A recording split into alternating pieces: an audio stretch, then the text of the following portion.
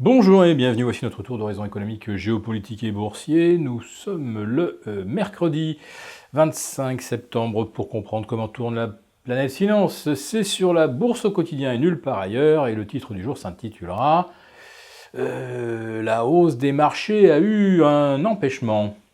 En fait, il s'agit d'impeachment, pour être très précis.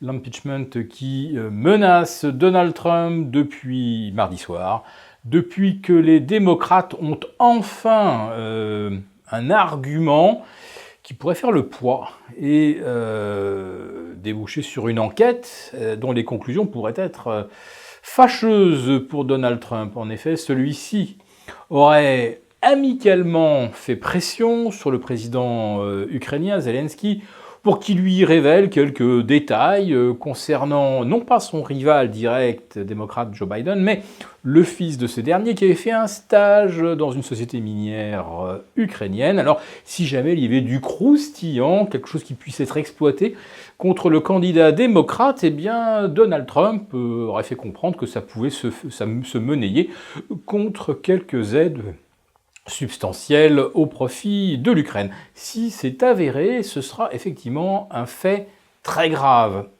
Alors on se souvient que les accusations de manipulation russe avaient fait pchit, parce qu'en fait c'était que des allégations, que des rumeurs. Là, il y a peut-être un vrai support matériel qui sont les conversations de Donald Trump avec M. Zelensky. Donc on va voir. En tout cas, ça crée une incertitude que les marchés n'aiment pas et ça se traduit par une chute assez brutale, sans crier gare pourrait-on dire, des indices européens qui perdent entre 1,5 et 1,7% et qui en perdaient déjà plus de 1 dès l'ouverture. Donc on a ce qu'on appelle un gap de rupture sous les 5630 sur le CAC 40, sous les 3550 sur l'Eurostoxx. Et manifestement, c'est un signal potentiellement baissier. Je dis bien potentiellement, parce qu'on sait que les banques centrales ont une trouille viscérale de voir les marchés entamer une correction. On ne veut pas revivre le scénario de l'automne 2018. On se rappelle que la Fed continuait de normaliser, que ça ne plaisait pas au marché, et que ça avait provoqué une correction de 20%.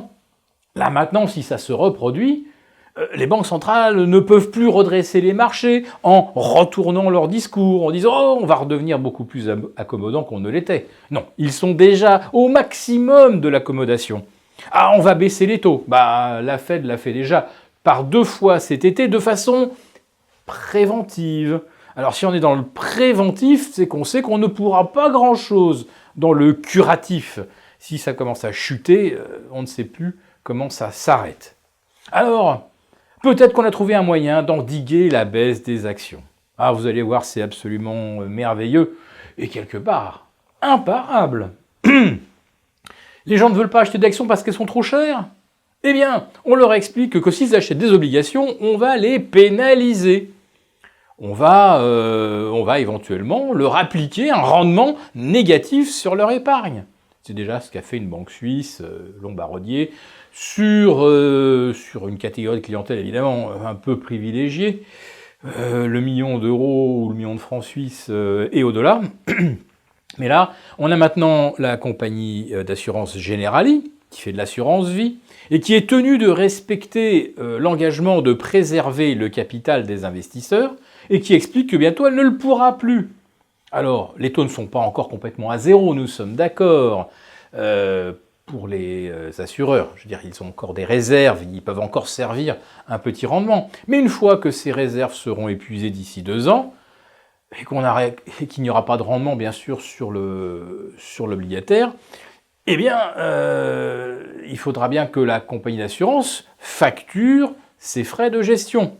Alors, vous nous direz, quand on est obligé d'acheter une seule classe d'actifs, et au sein de cette classe d'actifs, une seule catégorie d'actions liquides, valeurs de croissance à dividendes récurrents, quelque part, on n'a pas besoin de gérant, puisqu'on n'a pas besoin d'arbitrer en permanence entre est-ce qu'on fait des matières premières, est-ce qu'on fait de l'obligataire, est-ce qu'on fait des actions. Non, ce ne sont que les actions, uniquement les actions, toujours les actions. Ça fait 10 ans que ça dure. Alors, Ce n'est pas un marché financier, bien sûr. Quand on n'a pas le choix ou qu'on n'a pas à deviner la valeur d'un actif, ce n'est évidemment pas un marché.